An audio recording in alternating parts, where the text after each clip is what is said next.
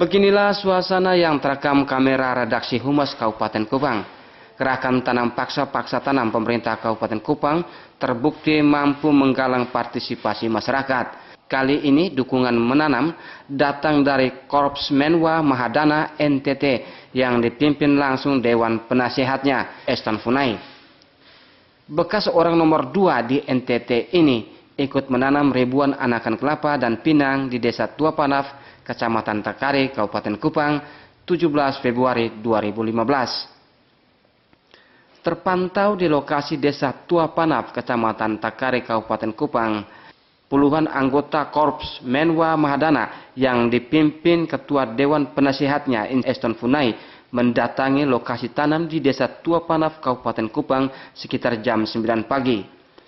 Rombongan tanam Korps Menwa Mahadana NTT ini didampingi langsung Bupati Kupang Ayub Tito Eki dan masyarakat setempat.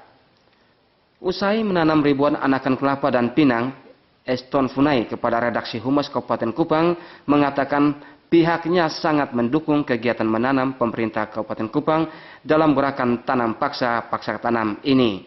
Menurut Eston Funai, Korps Menwa Mahadana NTT telah menyiapkan 1 juta anakan kelapa dan pinang untuk ditanam di Kabupaten Kupang. Kegiatan tanam, tidak saja tanam, tapi tanam, pelihara, jaga sampai ada hasil.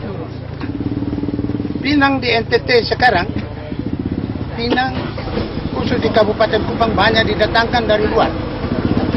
Baik dari Flores, baik dari Alor, baik dari Jawa, dari Medan masuk ke sini. Padahal bukan saja pemakan sirih pinang. Pinang dan sirih merupakan budaya. Bukan. Nah, ini yang secara pemikiran, secara intelektual supaya membuka wawasan kita secara bersama. Selanjutnya, ada begitu banyak tanah kosong. Tadi Pak Bupati sudah singgung. Tanah-tanah yang kosong ditanam dengan tanaman produktif apa saja. Nah, kalau asam ini ditanam, dia punya produksi sampai berapa tahun? Sampai 50 tahun di situ. Dan perlu satu kesepakatan. Jangan sampai waktu tanam orang lain yang kerja, tapi waktu ada hasil orang lain yang menerima. Ini yang perlu ada komitmen. Paling tidak kegiatan menanam ribuan anakan kelapa dan pinang ini bisa menumbuhkan semangat dan menggalang partisipasi masyarakat untuk gemar menanam bagi pemenuhan ekonomi keluarga mereka, ungkap Eston. Menurut Eston, komoditi pinang sangat menjanjikan karena 60% masyarakat NTT makan sirih. Dengan demikian, nilai jual buah pinang cukup tinggi. Pasalnya secara budaya sirih pinang tidak bisa terlepaskan dari orang NTT.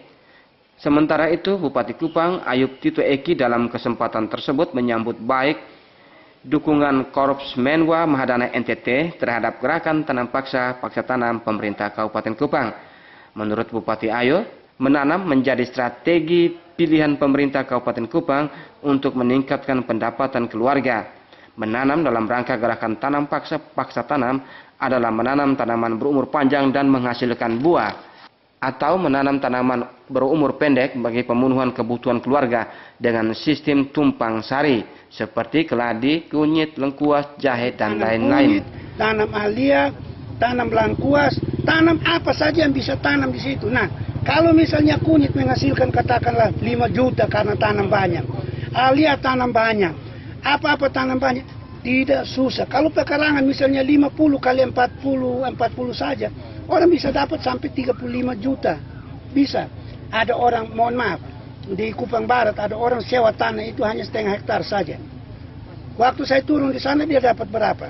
Pick up datang ambil dan terima uang kontak 16 juta.